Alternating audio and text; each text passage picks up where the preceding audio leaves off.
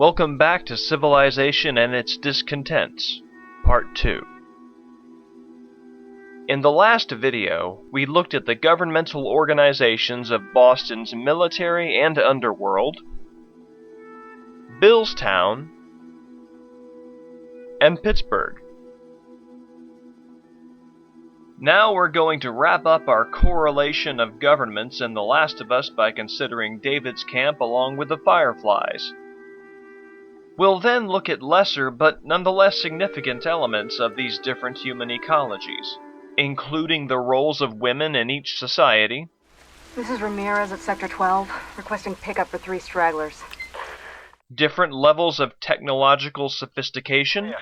Yeah, go ahead. We're in the control room. Steve's about to start it back up. You want to come check it out? Different portrayals of family and kinship. Those were my friends you killed, asshole. The roles of children. Do you think there'll be other people my age? I'm not sure. And each group's attitude toward disposal of the dead. Oh, Christ. As mentioned previously, The Last of Us presents 2 idealized communities. First is the sewer community, and the second is Maria's fortified outpost. Even though we are organizing our thematic concerns by ideas, we're going to look at the sewer settlement as an instance of image preparation for the societal ideal found in Maria's camp. These are the game's keystone communities. We've got to understand how these places handle the ideas that we'll have discussed in order to best understand the theme of human ecology in The Last of Us.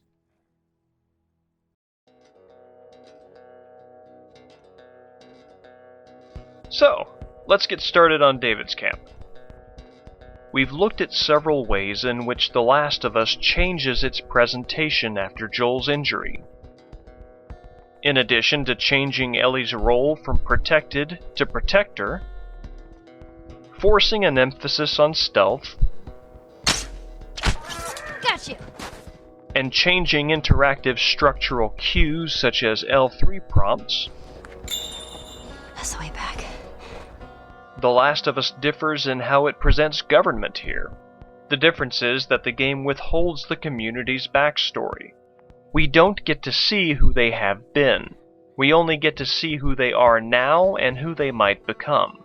We know that the history of Boston's military government is typical of quarantine zones across America. Whoa. It's strange seeing a checkpoint with no soldiers. Well, this is what most zones look like. This place has been abandoned for a while now.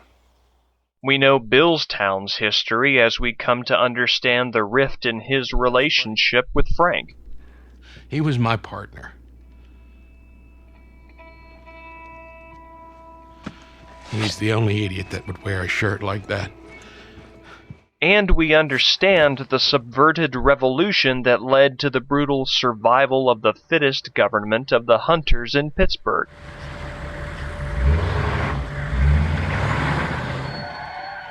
What the hell? Oh, this place is bad. By contrast, in David's town, we don't know the circumstances that led to David's cult-like leadership. We don't know how the community grew or when they started using cannibalistic meals almost sacramentally to affirm their communal identity. The Last of Us denies us the kinds of information such as documents, letters, or environmental cues that we've used elsewhere to learn about the history of our surroundings. This change in presentation reinforces the atmosphere of disorientation that defines Ellie's playable sequence. This place is a damn maze. As far as learning about the government is concerned, we rely mainly upon inferences in character interactions as well as incidental information gained from eavesdropping. Come on. Are we even sure she's here? More horse tracks down the fucking street. She's here. We can best understand this human ecology, I think, by considering it in 3 segments. First, David's role as a charismatic leader. I can protect you. No thanks. Second, the town's cohesion through its cultish nature, resulting in self-protection as well as brutality toward others. And finally, the townfolk's growing sense of ownership over their community. Let's clean this mess up, then we can have a town meeting. Put his leadership up to a vote. So let's look at David first. The Last of Us gave us Robert as image preparation for the revision we find in David, again with ironic reversals. Robert can smooth talk his way into business transactions when he has nothing concrete to offer. How the hell did he get all these guys? If Robert's good at one thing, it's writing blank checks. Let's go put an end to that. We see these circumstances reversed in David because David actually has the materials to make good on his word in trade exchanges. Now give her the medicine. The others won't be happy about this. Yeah, well, that's not your concern. I think it's interesting that we get an almost scene-by-scene overlap with Robert and David behind the exact same set of bars. Robert is behind bars after having been hunted and caught by Joel and Tess. Hello, Robert. And David is on the other end of the bars in his scenario because he hunted and caught Ellie. You kill to survive. And so do we. But David resorts to this kind of force only after exhausting his personal charm. In several instances, we get to see how David's sociability makes him a charismatic leader as he attempts to get close to Ellie. Please tell me your name. David tends to use inclusive language, implying a positive social bond between the other person and himself. Name's David. This here's my friend James. He does so in the middle of combat. They must have followed you. Maybe they followed you and your friend. Stuck in this together. When combat resolves, Let's head on back. Check on that buck of ours. and when at rest. I'd say we make a pretty good team. He treats others as though they're friends, thereby creating a sense of trust founded not upon shared experience, but upon a manipulated social perception. I don't like company. Ellie consistently resists these efforts. What's your name? Why? But her guard against manipulation slips, just a bit. Whoever's heard, you clearly care about them. Sure, it's gonna be just fine. We'll see. Here, for example, David's indirect probing gets Ellie to reveal, just a little, that she is the girl who's partnered with the crazy man who killed so many of David's men at the university. Furthermore, David's eerie sense of confidence also paints him as a leader. He comes back with what I need. The deer is all yours. Anyone else shows up... You put one right between my eyes. That's right. That sense of confidence reinforces the appearance of sincerity, even when he has clearly lied. You had another gun? Sorry. This confidence appears to come from a generalized faith that serious harm cannot befall him.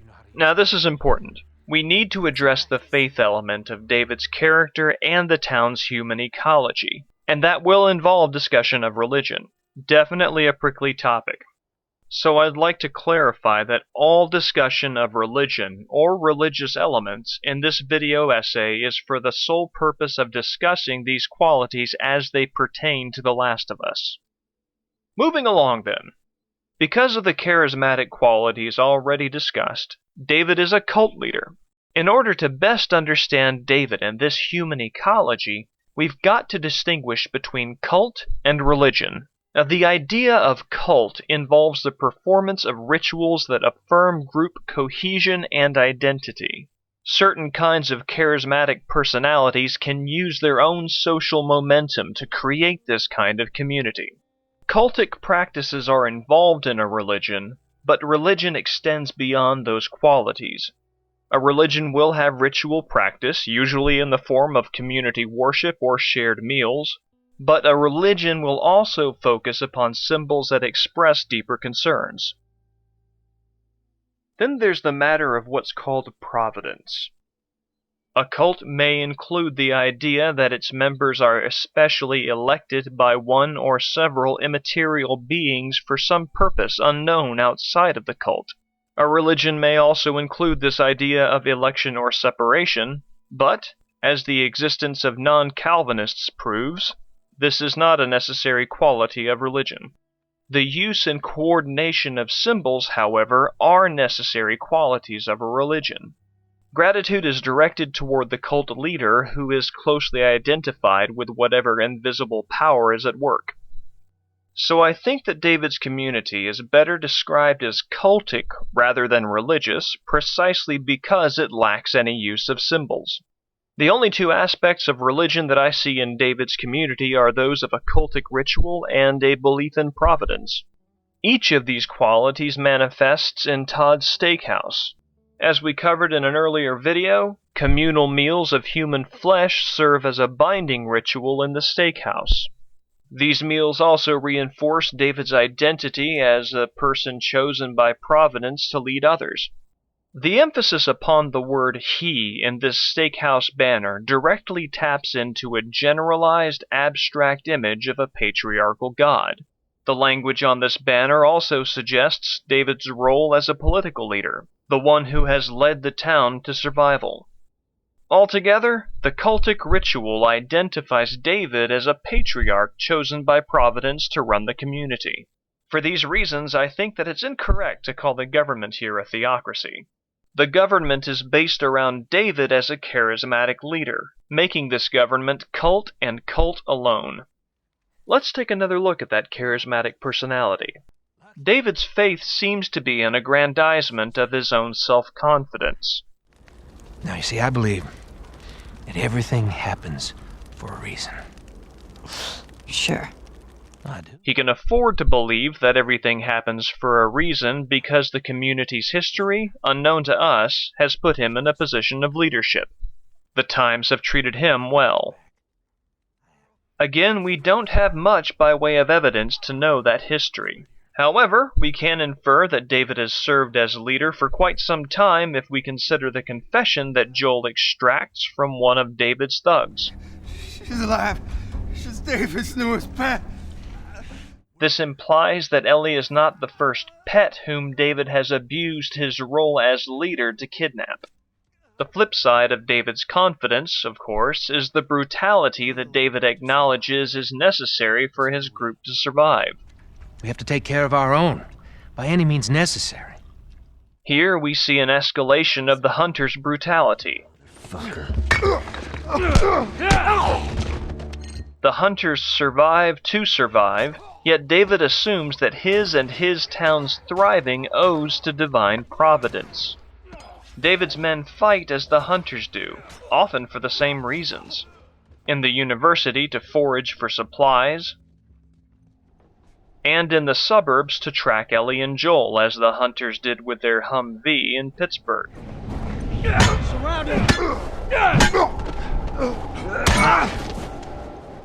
Now, it's easy to dismiss the cultic elements in David's camp as a veneer for human brutality, but I think that overlooks something crucial about this particular human ecology. I don't think that the community's sense of providence is a way to cope with or otherwise justify their violence. Darkly, they can maintain their view of providence even by assigning a positive value to their own casualties, who can become next week's source of food, as this concept art suggests. Their sense of providence comes from the fact that, under David's charismatic leadership, their way of life works. This worldview is in stark contrast to Joel's, as he credits luck for his survival. From his point of view, it would be impossible to believe in the goodness of any kind of providence that decided that Sarah's death was necessary or meaningful. But let's get back on point. Because of this community's coherence under David's governance as patriarch, David's town can enact emergency measures when necessary. I'm saying we can have a real situation here. We already have a situation. We're gonna take care of it. Stay focused. Find it. Emergency routines go into effect as soon as David alerts the town's residents that they have an infected in their domain. They put the vulnerable in a shelter. Infected. What? The girl. She's infected and she got out. This is bad, David. I need you to round up everyone who isn't armed and get them clear out of here. Oh my god. I'll take the kids to the shelter. Oh, fuck. An alarm loud enough to cross town goes off and alerts everyone that danger is afoot.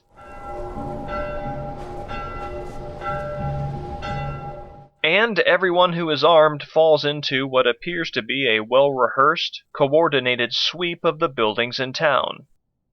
This community has used its tight bonds, reinforced by cult, to survive in a world where cordyceps remains a threat.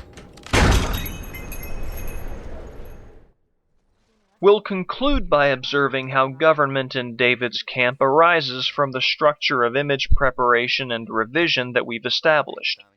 We're saving specific discussion of Maria's camp for later, but we should address how The Last of Us fashions David's leadership as a revision of Maria's. Earl? Yeah? Why are you here? Weren't you supposed to head back this morning? Still waiting on Howell and the rest of the boys to relieve me. Oh, no, you know, we'll be fine. Just go home to your family. It's just a couple more hours. I'll tough it out. All right, well, take it easy. Maria is a confident, focused leader of a community of families who live in solidarity, just like David is. The player encounters Maria first, making David the revision of the image that she has established. Furthermore, Joel's time in her community, which is portrayed as neither religious nor secular, features religious language and concepts. As Tommy says, They're good men. This place gives them a second chance. Gives us all a second chance. Joel picks up on this and describes the residents of Maria's village in explicitly religious terms. You ain't talking about some walk in the park here. Jesus, boy. Have Maria get some of your born-again friends to do it. They got families, too. Tommy, I need this. Again, this is not to say that Maria's camp should be considered religious or secular, since The Last of Us doesn't explore those qualities. My point here is to call attention to the structural significance of religious language as a description of a human ecology. In Maria's camp, the associations are positive, being given a second chance to live right. This positive element is image preparation for the revision that we see in David's cult, wherein the corruption that leads to cannibalism is the norm. And unlike Maria, David directs his leadership towards selfish ends. We learn that David keeps people as pets, and it's implied that these pets are children whom David takes advantage of sexually. You have heart. You're loyal. And you're special. For this end, David exploits his role as leader to get the townsfolk to hunt and capture Ellie. Through this exploitation of the townsfolk, The Last of Us reveals David as a revision of Bill as well. Bill claims ownership over his town, and Bill's claim goes unchallenged because he has no one to challenge that claim. And get the fuck out of my town. Inside that domain, it affects no one but Bill. David claims ownership over his town as well, yet David's town is more than a scrapyard to scavenge supplies from. When David claims this as his town, he includes the people who live there as well. Where you going, Ellie? This is where his confidence becomes arrogance. The hunt for Ellie's hideout reveals how far David's exploitation of the community has eroded their loyalty to him. Shoot her! But David said... Shoot her now! Consider this opposed to Maria, who, in her role as leader, directs her community's energy toward projects that primarily benefit the community. This element of dissent sets David's community apart from the others.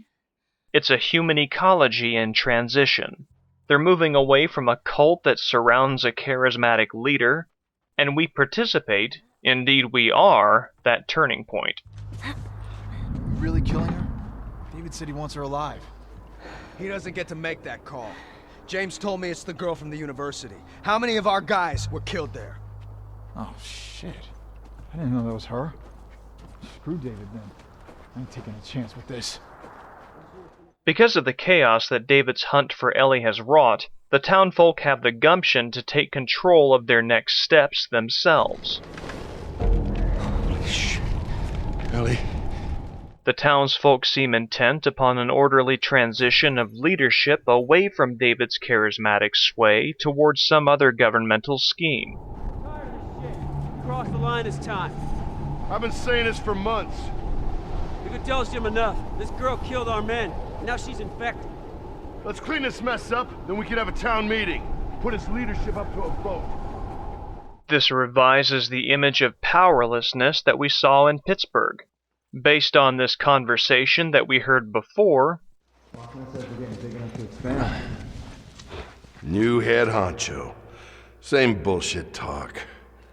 Well, I don't know. Now that we have enough people watching all the exits, he says we can set up a larger perimeter. What is that really gonna give us? I don't know. Maybe we find some gas, get some more generators going. I'd really like to restore one of those old projectors, watch some movies or something. That shit ain't happening. I've heard that expansion talk way too many times, and every time we try, it ends up with a bunch of us getting killed. we get a sense of the hunters' lost confidence in leadership or governmental organization as a vehicle for improving their quality of life. The opposite is true in David's community, where the families who live there appear to believe that their lives might improve through changed leadership. Let's clean this mess up, then we can have a town meeting. Put his leadership up to a vote. The town vote becomes unnecessary, however, because Ellie resolves their main concern.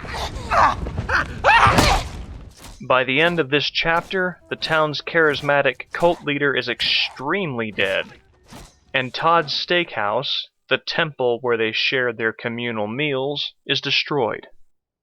They will need to rebuild using a different order of government. Based on eavesdropped conversations, whatever's next for these people will presumably resemble a direct democracy.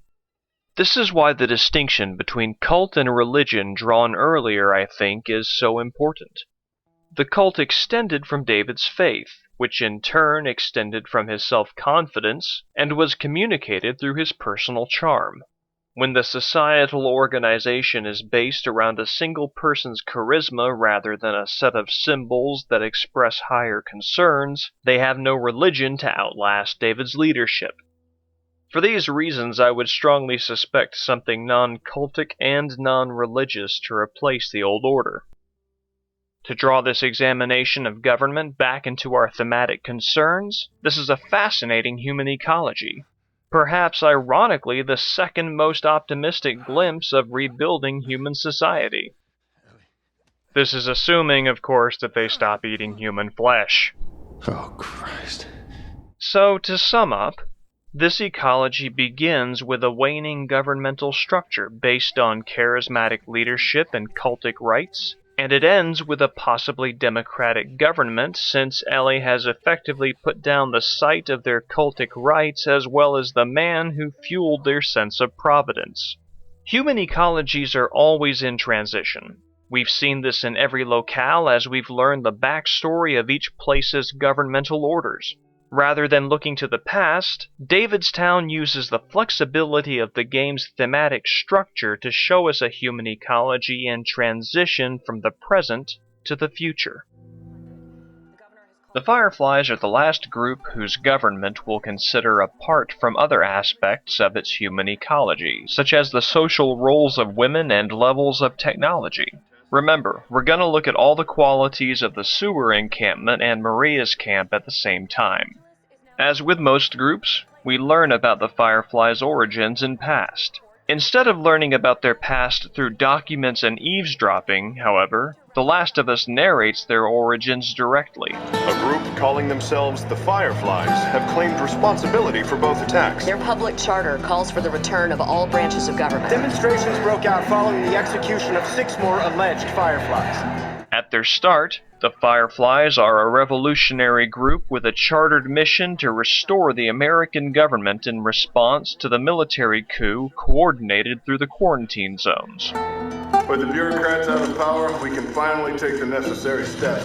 Los Angeles is now the latest city to be placed under martial law. All residents are required to report to their designated quarantine. Riots have continued for a third. They appear to believe that an ordered government is necessary in order to discover a cure for the cordyceps pandemic.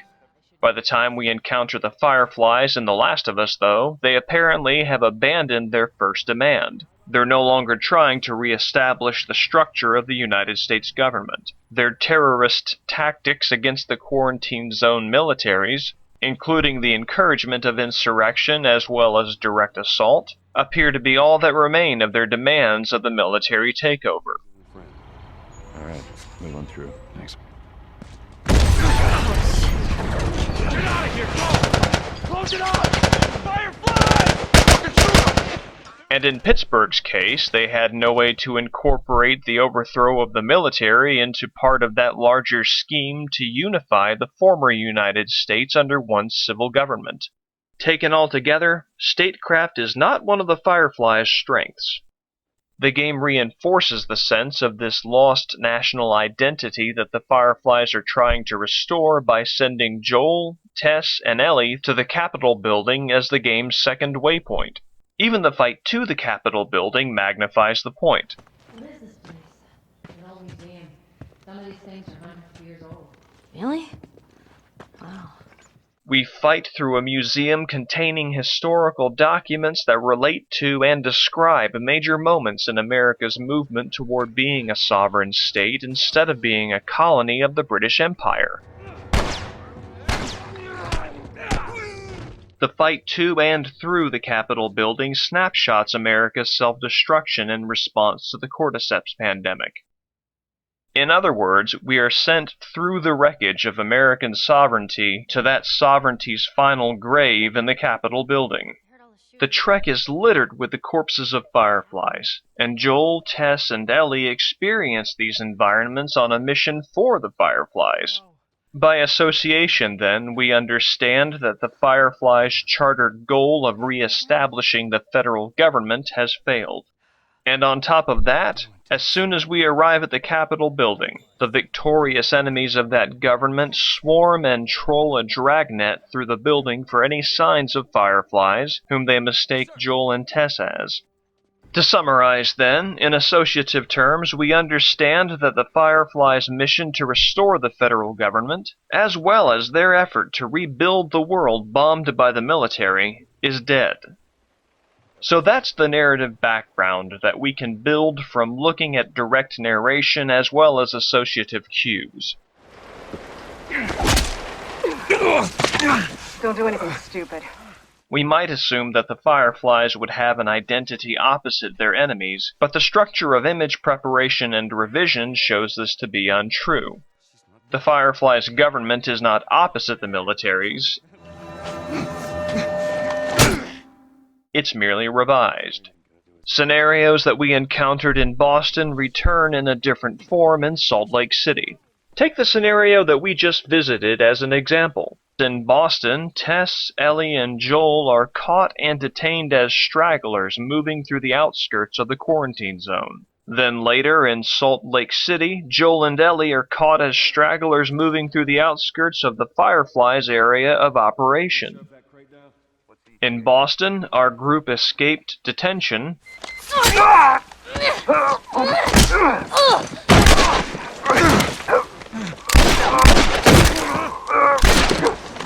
whereas they're actually captured in Salt Lake City. Welcome to the Fireflies. Sorry about that. They didn't know who you were. More overlaps appear when pressed further.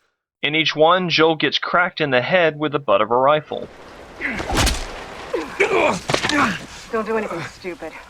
As we saw earlier, in Boston this merely staggers him, whereas he sustains a full knockout in Salt Lake City. As well, Joel successfully takes control of the military force's arms in each scenario. In Boston, he does so defensively, whereas he does so on the offense in Salt Lake City in order to find Ellie's location. I say keep walking. Where was the operating room? As a final inversion, in Boston, the player has to run away from an offensive manhunt in response to their escape of detention. Tess, run. Run! Go! Move! In Salt Lake City, however, Joel is on the offense against the manhunt that he provokes. Oh, shit. killed Ethan. What? Ethan's dead. We got a man down. The smugglers escaped. Locate the target and eliminate him. We'll search the other floors. Yes, sir. Search the floor. Find that smuggler and shoot him on sight.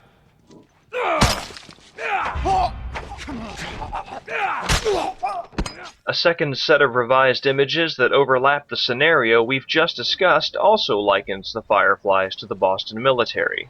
After Tess, Ellie, and Joel escape their detention in Boston, they run through a maze-like dragnet of soldiers who carry high-power assault rifles and sidearms, all equipped with flashlights. I don't see anything down there. Are we sure they came this way? Joel, Tess, and Ellie have no means of fighting back and must remain out of sight. The visual image of attached flashlights swinging back and forth during the soldiers' scan is image preparation for what's to come. This image appears revised at the very end as Joel carries Ellie to safety. Again, we move through a dragnet of soldiers in a maze-like area with an image of searchlights swinging back and forth. This time, however, there is no question of stealth. Joel isn't escaping detection, he's escaping being caught.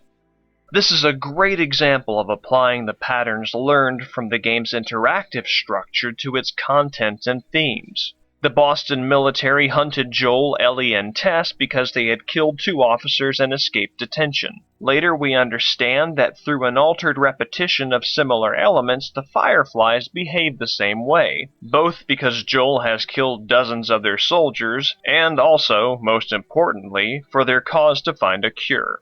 Observing these narrative contents through the lens of structure changes the meaning of each encounter. The Fireflies and the Quarantine Zone militaries are represented nearly identically under similar circumstances. The Firefly escape is an escalation of the stealth sequence in Boston, and the Firefly sequence makes the overlap between the Fireflies and their enemies even more apparent. Contrasting the hail of bullets if the players get caught in Boston, we are safer being chased by the Fireflies. In Salt Lake City, players make a mad dash for the elevator door, but without being shot at until the very end because Ellie is precious cargo that they don't want to risk injuring. I said get back! Now then, let's bring these structural observations back to the question of government. The Fireflies have failed to restore the centralized federal American government, and with time, that part of their chartered purpose has degraded into mere combat against the Quarantine Zone militaries. The Quarantine Zone militaries have likewise lost their way. Their solidarity has dissolved. It's strange seeing a checkpoint with no soldiers. Well, this is what most zones look like. This place has been abandoned for a while now. And they've lost their stated purpose. The search for a cure for the cordyceps without bureaucratic red tape, and they are now little more than isolated authoritarian city-states. Jesus. Hands on your fucking head. Do it. So we're looking at outstanding reversals of purpose between the Fireflies and the military. The Fireflies sought a return to controlled government, and, when that goal failed, they emphasized their search for a cure. A group calling themselves the Fireflies have claimed responsibility for both attacks. The military justified its coup of the federal and state governments as part of the search for the cure. With the bureaucrats out of power, we can finally take the necessary steps. When that goal failed, they emphasized their roles as protectors of controlled government. By correlating the Fireflies with the military, we understand each as the other's opposite, yet with the same outward identity. Both are sizable, violent forces that shoot first and ask questions later. Each group dehumanizes anyone on their turf without authorization as stragglers. As Marlene says, Welcome to the Fireflies. Sorry about that. They didn't know who you were. You get the sense that if Joel and Ellie had been casual survivors moving through Salt Lake City for any purpose other than the Fireflies' mission, there's no guarantee that they'd have been treated any better than they were treated by the hunters in Pittsburgh. The game remixes the similarities that we've just looked at with qualities from other governments encountered during Joel's and Ellie's mission. In the last video, we reviewed the history of Pittsburgh and saw that the uprising was instigated by a handful of Firefly representatives. As well, we observed that Pittsburgh's graffiti came from Pittsburgh's residents, and we noted the absence of Firefly spray paint tags.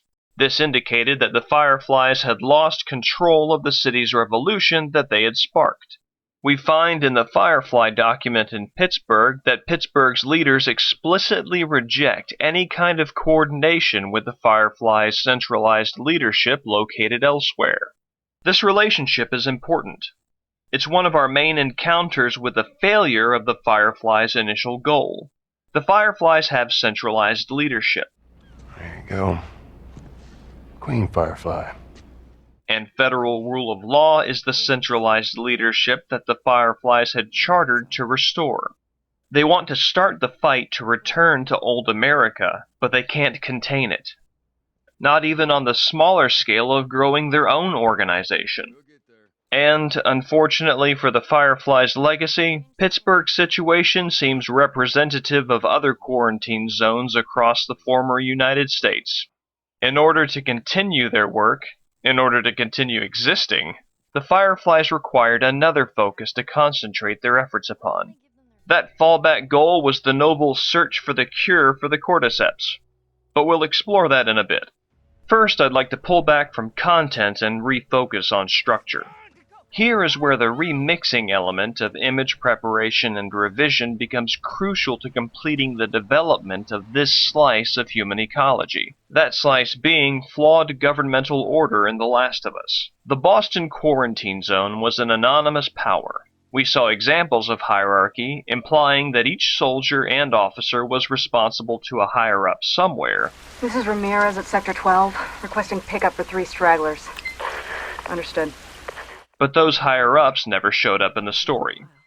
You might recall that we encountered this image of an anonymous force revised in Pittsburgh, with the important distinction that Pittsburgh was far less organized than Boston.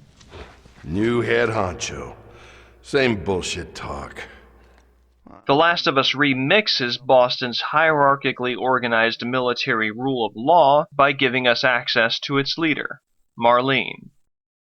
As the leading figurehead of a larger group, Marlene inherits and revises the type qualities established from Robert through David. And she completes the game's thematic portrayal of failed leadership that The Last of Us has explored through Robert and David. Since Marlene is integral to the Firefly's government, let's take a look at some of her leadership strategies. Marlene recruits through charismatic persuasion, much as David and Robert do, but with significant differences. As we've covered multiple times, Robert is good at writing blank checks, and Marlene likewise is good at promising intangibles such as meaning and a sense of purpose. Tommy saw the world one way, I saw it the other. And that's why he joined the Fireflies. Yeah, your friend Marlene promised him hope. That kept him busy for a while, but just like Tommy, he eventually quit that too. Her recruitment style also overlaps disturbingly with David's. And we see the Fireflies use those semi-religious tools that David lacked to create a group identity. In order to understand this dynamic better, let's cast a quick look back at David's attempts to recruit Ellie. Cults often prey upon people who seem to lack connection, people whose personal needs are not met by their situation or their available communities. We see this in David's efforts to persuade Ellie to join him before resorting to force and kidnapping her. I can protect you. Oh, thanks. David perceived that Ellie was all alone and that she carried a heavy personal burden. He took advantage of this as an opportunity to offer assurances, blank checks, that everything would be just fine. Sure it's gonna be just fine. We'll see. David's promise that everything will be all right serves as a core element of his charm. David seems to use those very words to assure himself after Ellie has cost him his spiritual credibility and his political clout as a leader. That was good, kid. It's gonna be all right. You might be wondering why we're spending so much time on David right now when our focus is Marlene and the Fireflies. Marlene's leadership type builds off David's, and I think that it's important to show that genealogy directly. So that's why we're looking at this now rather than earlier. Robert promised material reward in exchange for the smuggler's protection. This is why we're taking shitty protection jobs. Fucking Robert. That rap better be good for him. David offered safety and protection because he saw that Ellie needed both, and Marlene carries this formula forward to completion. She promises meaning, a purpose in life along with the dream of ending the cordyceps pandemic, in exchange for serving the medical research and militia group that the Fireflies have become. Now I'd like to recall the distinction between a religion and a cult drawn earlier. David established a cult based around his personality. In contrast, Marlene builds the Fireflies, and as their leader, she directs them to a cause independent of her specific person, though she retains her position as a leader through the strength of her personality. The Fireflies have also developed some rudimentary symbols that point to this higher cause, sources of inspiration. By the loose definitions allowed for in this video essay when applied to David's scenario, Marlene can be said to fuel a semi-religious organization precisely because she brings people on board with the promise of meaning that is given non-linguistic expression through minimal symbolism. Even her mantra as a Firefly leader has a quality of reverence. You can still rise with us. Remember, when you're lost in the darkness, look for the light. Believe in the Fireflies. But mark this distinction. The Fireflies are not a religion, and neither do they have religious aspirations. They use the functional trappings of religion, but are not religious. This use of symbolism is also used by nationalists, so one could say they are nationalists without a nation. All of this shows the structure of The Last of Us hard at work. The Fireflies remix almost everything we've encountered thus far in governments with both a general hierarchy and visible leaders. Almost every visible leader encountered in The Last of Us loses that which they would save. Robert promised material reward in exchange for the smuggler's protection, yet he lost his life. That is a stupid idea. David promised safety in exchange for reverence toward him as a divinely inspired patriarch, as well as pederast. And you're special. Oh. Yet he loses his political and spiritual legitimacy. Let's clean this mess up, then we can have a town meeting. Put his leadership up to a vote. As well as his life. And Marlene appears to, but does not, lose her cause. Wait! Let me go. Please. Only her life. You just come after her. From her petition, it is clear that she still has hope for her cause. And she retains that hope because even though she is human and subject to self-doubt, she's a hardcore activist at heart. This definition is reductive because it cannot take personal experience into account, but many people will join activist organizations to participate in a meaningful life defined by ideology and social relevance, as well as the competition for political power. Just as in a religious organization, in order to justify your continued participation, you must have hope. Hope is the confidence that, in a general way, your participation in that organization is effective and significant for yourself and for the higher cause. Hope is often embodied in slogans. Examples of such statements include liturgical formulas in religion or nationalist sentiments, such as "America is the greatest country on earth." Marlene expresses the Firefly sense of hope in her personal mantra. You can still rise with us. Remember, when you're lost in the darkness, look for the light. Believe in the Fireflies. And Joel credits Ellie as his source of hope with these words. How'd you do it? It was her. She fought like hell to get here. Hope is exactly what Marlene is losing when Joel meets her in Boston, and hope is what she had nearly lost when Joel met her again in Salt Lake City. I lost most of my crew crossing the country. I pretty much lost everything. As we learn from a dead Firefly's voice record, the Firefly's poor track record has eroded the hope that Marlene has inspired. Fucking thing was a giant waste of time. I'm not gonna do this anymore. Not a lot of people know that you can actually listen to the full contents of the dejected, infected Firefly's recorder in the university. So let's look at exactly how much hope has eroded by the time of this document. It's 2 minutes long, and it provides insight into the Firefly's medical ventures not available anywhere else. You're looking for the Fireflies. They've all left. I'm dead. Or I will be soon. Got me some time to reflect. I dedicated my life to this cause, and now I won't get to see whether we make it or not. I joined the Fireflies shortly after the outbreak. And here was a group willing to do whatever it took to save us from this plague when the government was willing to retreat to ghettos. I couldn't just give up on our country, give up on humanity. God, that sounds trite. Anyway, there have been years that felt like we were onto something. Like we might actually eradicate this thing. Those were usually followed by years of utter despair. Like this whole fucking thing was a giant waste of time. Feels like the past few years are more of the latter.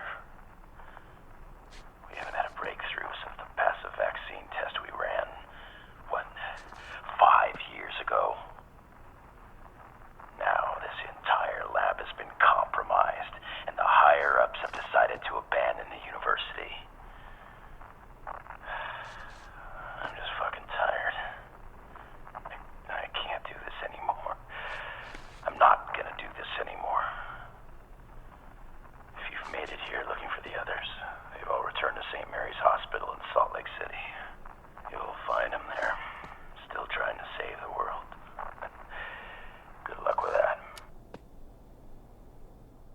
That document confirms what we've seen through the structure of image preparation and revision.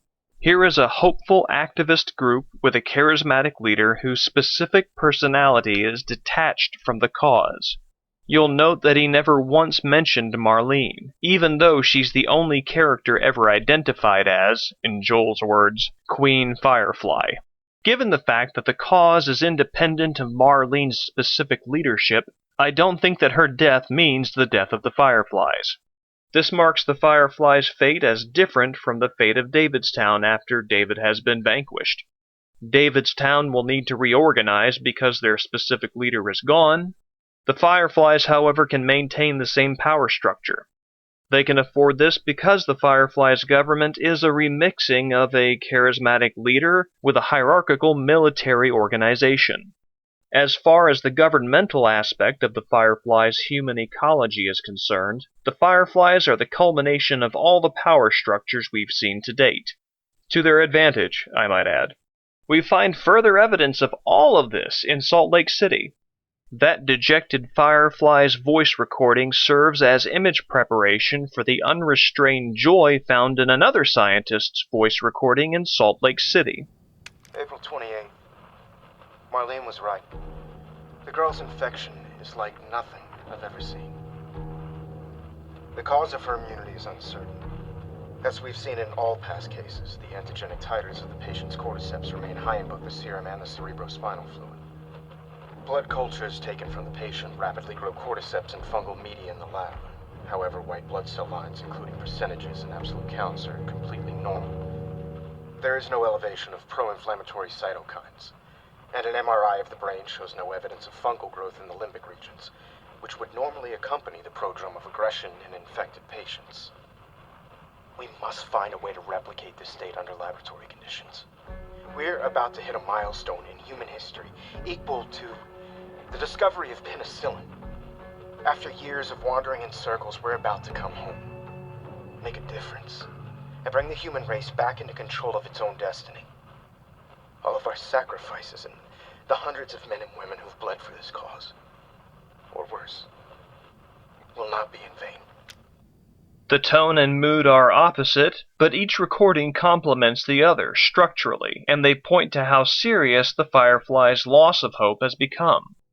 In Salt Lake City, Marlene's inability to feel hope for her cause, as well as her waning self-confidence, costs her esteem in the organization. When we encounter Marlene's documents, it's clear that she shares the University Firefly's dejection. Marlene appears exasperated that her cause has taken so much from her personally. She has lost troops and the surety that she holds a position of actual power, rather than serving as a mere figurehead, in addition to an element new among governments with charismatic leaders, the esteem of her friends, both dead and alive. Marlene's hope revives when Joel and Ellie enter the Firefly territory in Salt Lake City. In a key interaction, she and Joel actually agree on how to interpret Ellie's return to the Fireflies. Maybe it was meant to be. Prompted by Joel, Marlene expresses her revived hope in semi-religious, fatalistic terms. Maybe it was meant to be. While this statement can reflect a sense of providence, the statement can also be understood as a statement of faith that her cause has survived, even at the expense of her political clout. We find evidence of Marlene's waning authority in her own documents. Look at her self-report on the bargaining she did with the head surgeon on how best to gain cordyceps information from Ellie without killing her. It's 5:30 p.m. on April 28th. I just finished speaking with... more like yelling at our head surgeon. Apparently there's no way to extricate the parasite without eliminating the host. Fancy way of saying we gotta kill the fucking kid. After which she falls back into the semi-religious language of one's strength being tested. The tests just keep getting harder and harder, don't they? Insofar as that recording documents Marlene's waning sense of hope, her other recording documents her waning authority. I just gave the okay to proceed with the surgery. I really doubt I had much of a choice. Asking me was more of a formality. Whatever her feelings towards Ellie are, the Fireflies need to fulfill their cause to justify the hope that they've been losing, leads Marlene to acquiesce control of the situation to fate. I'm so tired. I'm exhausted. And I just want this to end.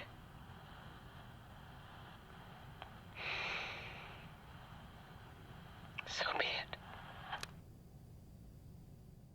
There we witness the final exhaustion of Marlene's hope.